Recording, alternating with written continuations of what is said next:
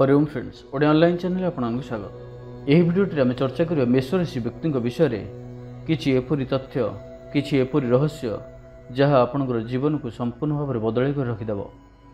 तो भिडियोटी को आपने निश्चिंत रूपे शेष पर्यंत देखूँ। आपड़ किपरि भाव में आपणकर भविष्य को निश्चय करें निर्धारित करें से सब विषय आम भिडियोटी चर्चा करवा। आम यह भिडियोटी एपरि किछि तथ्य मान आपणक आगे रखिबु जहाँकि आपड़ जदि यही अनुसार आपणकर जीवन को प्लान करती तो जीवन में सफल होगा निश्चय अटे। तो आसतु जानिबा मेष राशि व्यक्ति विषय में जन्मठार मृत्यु पर्यंत संपूर्ण तथ्य और रहस्य और किपरि आपण आपणकर जीवन में सफल हेबे ताहा मध्य भिडियोटी जानिबा। देखंतु मेष राशि जात व्यक्ति अश्विन नक्षत्र द्विजा नक्षत्र और कृत्तिका नक्षत्र आद्य पदर जन्मग्रहण कर देखा जाए। सेमानकर राशि नाम प्रथम अक्षर चे चु चो ल ली लु ले लो ड अ यही 9टी अक्षर मध्यरु गोटिए निश्चित होता है। यही राशिर आकृति मेष तुल्य और प्रकृति हेउची ताम्रवर्ण वृत्ताकार नेत्र लघुभोजी उष्म द्रव्यभोजी भ्रमणप्रिय कामुक अस्थिर धनशाली बलवान सेवाकारी मानी नेतृत्व नेबार क्षमता संपन्न व्यक्ति और सद्व्यवहारी। मेष राशिजात व्यक्ति कौन सी जगार हारी जाती नहीं। एमाने जीवन एपरि किछि साहसपूर्ण कार्य करिथांती जहाँ साधारण व्यक्ति करने को डरी थांती। यही राशिर अधिपति होचंती मंगल ग्रह। तो आसतु जानिबा कि मेष राशिजात व्यक्तिंकर स्वास्थ्य किपर रही है। आपण साधारणतः दीर्घकाय और बलिष्ठ शरीरयुक्त चक्षु जोगल प्रायतः रक्तवर्ण सुंदर चेहरा होइथिले भी आपणकर नख गुड़िक असुंदर हेबार देखा जाए। मुखमंडल कला जाए अनेकंकर देखा जाए थाए। आपण अधिक परिश्रमी एवं आपणठारे भावप्रवणता अधिक देखा दिए। स्नायु पीड़ा यकृत रोग रक्त दोष जनित रोग और आंठुगंठी बात भली किछि रोग आपणठारे देखा दिए। एबे सुन जानिबा आपणकर स्वभाव किपरि होइता है। आपण उच्चाभिलाषी साहसी संगठक नेतृत्व नेबार अधिकारी होइथांती। मनुष्यर सेवा भगवान सेवा बोली आपण चिंता करती। आपण दानी परोपकारी साहाय्यकारी अटंती। आपण कहा अधीन रहिबाकू पसंद करती नाही। शत्रु मानकु परास्त करिबारे आपण जने धुरंधर व्यक्ति अटंती। समयानुवर्तिता और श्रृंखलित जीवन आपणकर लक्ष्य अटे। कौन सी कार्य विजय लाभ कले मध्य आपण संतोष लाभ न करी कर्तव्य करी चली थांती। यह छड़ा आपणकर गोटे खराब गुण है आपणठारे कामतुर मनोभाव अधिक रही है। भाई मान सह भल पड़े नहीं। निज स्त्रींकर बा स्वामींकर अन्य सह बंधुता को आपण सही पारती नहीं। कामनारे बुड़ी रहिला बेले समस्त को भूली जाती। बदरागी और अहंकार अधिक थिबारु अनेकों सह कलितकलर करी निजे अपदस्थ हेबा संगे संगे किछि शारीरिक आघात मध्य पाई थांती। आपण जीवन मध्यरे केबे गभीर जल और उच्च पहाड़ को जीवे नहीं, कारण आपणकर जीवन प्रति आंच आसीपारे और दुर्घटनार सम्मुखीन हो पारती। तो एपरि स्थान मानक आपण सावधान रहिबे। आपण अनेक योजना माध्यम उपार्जन करने को चाहती सत अधिक व्यस्त विव्रत मध्य रुहंती और सूचना मध्य करती, किंतु सही अनुसार कार्य करती नहीं, जहाँफल आपण अनेक समय हतोत्साहित हो पड़ती। जदि कहीं दिग्दर्शक उपदेष्टा ठीक समय उपदेश दियंती एवं आपण ताको हृदयंगम करती ताहले आपणकर विभिन्न दुश्चिंता दूर हो जाए। सर्वदा चिंता न करी प्रत्येक चिंता को कार्य परिणत कले दिने दिने आपण निश्चय ही सुफल पाइबे। एबे सुन जानिबा आपणकर जीवन साथी किपर होइतांती। आपण आपणकर जीवन साथी को आंतरिकतार सहित भल पाइथांती। युवक होइतांतु बा युवती एही अवस्था आपण प्रेम करिबारे सिद्धहस्त। आपणकर दुर्गुण गोटे रहिछि कि प्रेमिक बा स्वामी एवं प्रेमिक बा स्त्री जदि अन्य बंधु बा बांधवी मानक गहन रे देखंती ताहले आपण ताहाको सह्य करि पारंती नाही, किंतु पर मुहूर्त किछि संयमता रक्षा करती। यही संदेह कारण आपणकर वैवाहिक जीवन में अनेक थर मनोमालिन्य घटी थाए। किपरि सुख और शांति जीवन यापन करेंगे से सतर्कतार सहित दृष्टि दे जीवन साथी सह बुझामण आदर्श दाम्पत्य जीवन पालन करंतु। प्रायतः एपरि देखा जाए कि आपणकर यौवनावस्था प्रणय संपर्क स्थापन हैला भली आपण प्रति अनेक स्त्री बा पुरुष आकृष्ट हो पड़ती। आपण जो प्रेम करने को चाहिए ताहा जेपरि लोकलोचन को न आसीपर से सतर्कता अवलंबन करती। सेथिपई यही प्रणय दीर्घस्थायी हो पारे नाही। प्रणय बा प्रेम को पवित्र बोली आपण भावुथिबारु खूब शीघ्र ଦାମ୍ପତ୍ୟ ଜୀବନରେ ବାନ୍ଧି ହୋଇଯାଆନ୍ତି। ଏବେ ଆସନ୍ତୁ ଜାଣିବା ଆପଣଙ୍କର ପାରିବାରିକ ଜୀବନ ବିଷୟରେ କିଛି। ଆପଣ ସାଧାରଣତଃ ବିପ୍ଳବୀ, ସ୍ପଷ୍ଟବାଦୀ, ଅସହିଷ୍ଣୁ, ଉଚ୍ଚାଭିଳାଷୀ, ତର୍କବିତ୍, କୌଶଳୀ, ମାନି, ଗୁଣୀ ଓ ଜ୍ଞାନୀ ଅଟନ୍ତି। ସମାଜ ଓ ପରିବାରର ଚାରିକାନ୍ଥ ମଧ୍ୟରେ ରହିବାକୁ ଆପଣଙ୍କୁ ବେଶୀ ଭଲ ଲାଗେ ନାହିଁ।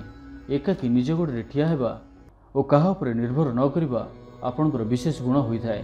ଆପଣଙ୍କ ରାସ୍ତାକୁ ଯିଏ ଅବରୋଧ କରିବ ତାଙ୍କୁ ସେ ରାସ୍ତାରୁ ହଟାଇ ଦେବା ପାଇଁ ଆପଣ ଅତି ତତ୍ପର ରହିଥାନ୍ତି। ପରିବାର ମଧ୍ୟରେ ଭାଇ ଓ ଭଉଣୀମାନଙ୍କ ସହିତ ଆପଣଙ୍କର ଅନେକବାର ଦ୍ୱନ୍ଦ୍ୱ ଓ ମନୋମାଳିନ୍ୟ ହୋଇଥାଏ। ଆପଣ ପିତା ଓ ମାତାଙ୍କୁ ଖୁବ୍ ଭକ୍ତି କରିଥାନ୍ତି। ନିଜର ପୁତ୍ର ବା କନ୍ୟା ମଧ୍ୟରୁ ଜଣେ ଖ୍ୟାତିସମ୍ପନ୍ନ ବ୍ୟକ୍ତି ରୂପେ ସମାଜରେ ପ୍ରତିଷ୍ଠିତ ହେବାର ଦେଖାଯାଏ। ଏବେ ଆସନ୍ତୁ ଜାଣିବା ଆପଣଙ୍କର ବନ୍ଧୁତା କିପରି ହୋଇଥାଏ। ଦେଖନ୍ତୁ, ଆପଣ ଯାହା ସହିତ ବନ୍ଧୁତା କରିବେ ଖୁବ୍ ଶୀଘ୍ର ତାଙ୍କ ସହିତ ଦୃଢ଼ ବନ୍ଧୁତା ରହିପାରିବେ। ଆପଣ ବନ୍ଧୁମାନଙ୍କୁ ସ୍ନେହ ଓ ଶ୍ରଦ୍ଧା କରିଥାନ୍ତି। ତାଙ୍କର ଅସୁବିଧା ଓ ସୁବିଧାରେ ଆପଣ ଅନେକ ତ୍ୟାଗ କରିପାରୁଥିବାରୁ ସେହି ବନ୍ଧୁମାନେ ମଧ୍ୟ ଆପଣଙ୍କ ସହିତ ଦୃଢ଼ ବନ୍ଧୁତା ରଖିପାରନ୍ତି ଓ ସେମାନେ ଆପଣଙ୍କୁ ପରିତ୍ୟାଗ କରିପାରନ୍ତି ନାହିଁ। ଶତ୍ରୁତା, ଆପଣଙ୍କ ସହିତ ଯଦି କିଏ ଶତ୍ରୁତା କଲା ତାକୁ ପରାସ୍ତ ନ କରିବା ପର୍ଯ୍ୟନ୍ତ ଆପଣ ଲାଗିଯାଆନ୍ତି। ଯଦି କେହି ଶତ୍ରୁ ଆପଣଙ୍କର ଶରଣାପନ୍ନ ହୁଏ ତାହେଲେ ତାହା ସହିତ ସମାଧାନ କରି କ୍ଷମା ଦେଇପାରନ୍ତି। ଆପଣ ଏଥି ନିମନ୍ତେ ଅତ୍ୟନ୍ତ ଦୟାଶୀଳ ଅଟନ୍ତି। ଏବେ ଆସନ୍ତୁ ଜାଣିବା ଆପଣଙ୍କର ଲକ୍ଷ୍ୟ କ'ଣ ଅଟେ। ଆପଣ ଗତିଶୀଳ ଓ ଶୀର୍ଷ ସ୍ଥାନକୁ ଯାଇପାରନ୍ତି। ଆପଣ କର୍ମଠ, ଉଦ୍ୟମୀ, ସାହସୀ ଓ କାର୍ଯ୍ୟଦକ୍ଷ ବ୍ୟକ୍ତି ଅଟନ୍ତି। ପରିସ୍ଥିତି ଦେଖି ବ୍ୟବସ୍ଥା କରନ୍ତି। ନେତୃତ୍ୱ ଦ୍ୱାରା ଅନ୍ୟମାନଙ୍କୁ ପରିଚାଳିତ କରିଥାନ୍ତି। ନିରୀହ, ଗରିବ, ଅବହେଳିତ, ନିଷ୍ପେଷିତ, ଖଟିକିଆ ଓ ମଜୁରିଆମାନଙ୍କର ନେତୃତ୍ୱ ଆପଣ ନେଇପାରନ୍ତି। ଆପଣଙ୍କର ସାମ୍ୟବାଦୀ ଚିନ୍ତାଧାରା ଅନେକ ମାତ୍ରାରେ ଥାଏ। ନିଜର ଶାରୀରିକ ଶକ୍ତି ଉପରେ ଦୃଢ଼ ବିଶ୍ୱାସ ରହିଥାଏ। ତେଣୁ ଆପଣ ଅନେକ ସମ୍ମାନ ଓ ଲୋକପ୍ରିୟତା ଅର୍ଜନ କରି ସମାଜରେ ଜଣେ ସୁନାମଧନ୍ୟ ବ୍ୟକ୍ତି ରୂପେ ପରିଚିତ ହୁଅନ୍ତି। ଏବେ ଆସନ୍ତୁ ଜାଣିବା ଆପଣଙ୍କର ବ୍ୟବସାୟ କିପରି ରହିଥାଏ। ଆପଣ ଜଣେ ସଫଳ ଅସ୍ତ୍ର ଚିକିତ୍ସାବିତ୍, ଇଞ୍ଜିନିୟର, ସୁଦକ୍ଷ କାରିଗର, କଳା, ସ୍ଥାପତ୍ୟ ବ୍ୟବସାୟରେ ଅଗ୍ରଣୀ, ଲୌହ ଇସ୍ପାତ କାରବାର ମଧ୍ୟ ପ୍ରଶସ୍ତ, ରାଜନୀତି କ୍ଷେତ୍ରରେ ପ୍ରଭୁତ୍ୱ ବିସ୍ତାର କରିପାରନ୍ତି, ବୈଷୟିକ କାର୍ଯ୍ୟରେ ଉନ୍ନତି ପରିଲକ୍ଷିତ ହୁଏ ଓ ପୋଲିସ ଚାକିରି ହେବାର ମଧ୍ୟ ଅଧିକ ଦେଖାଦିଏ। ସୈନ୍ୟବାହିନୀରେ ଆପଣ ଯୋଗ ଦେଇପାରନ୍ତି। ମେଷରାଶି ବ୍ୟକ୍ତିଙ୍କ ପାଇଁ ଅର୍ଥନୈତିକ ବ୍ୟବସ୍ଥା ଉପରେ ଚିନ୍ତା କରିବା ତ ଆପଣ ଯଥେଷ୍ଟ ଧନ ଉପାର୍ଜନ କଲେ ମଧ୍ୟ ଧନୀ ହେବାର ଦେଖାଯାଏ ନାହିଁ। ଆପଣ ଲୋଭୀ ବା କୃପଣ ନୁହନ୍ତି ସତ, କିନ୍ତୁ ଅନ୍ୟମାନଙ୍କ ନିମନ୍ତେ ଅଯଥା ବ୍ୟୟ କରିଥାନ୍ତି। ଧନ ଲୋଭରେ ନିଜ ସମ୍ମାନକୁ ତଳେ ପକାଇ ଦିଅନ୍ତି ନାହିଁ। ଅର୍ଜିତ ସମ୍ପତ୍ତି ଆପଣଙ୍କର ଭୋଗ କରିବାରେ ଅସୁବିଧା ଦେଖାଯାଇଥାଏ। ସମ୍ପତ୍ତି ବହୁତ ଥାଏ କିନ୍ତୁ ତାହାକୁ ଆପଣ ପ୍ରାୟତଃ ଭୋଗ କରିପାରନ୍ତି ନାହିଁ। ଜୁଆ, ତା ସହିତ କିଛି ଖରାପ ଅଭ୍ୟାସ ଆଦିରେ ଆପଣ ଅର୍ଥ ହାନି କରିଥାନ୍ତି। ବେଳେବେଳେ ଏହି କାରଣରୁ ଆପଣ କିଛି କ୍ଷେତ୍ରରେ ପରାଜୟ ମଧ୍ୟ ବରଣ କରିଥାନ୍ତି।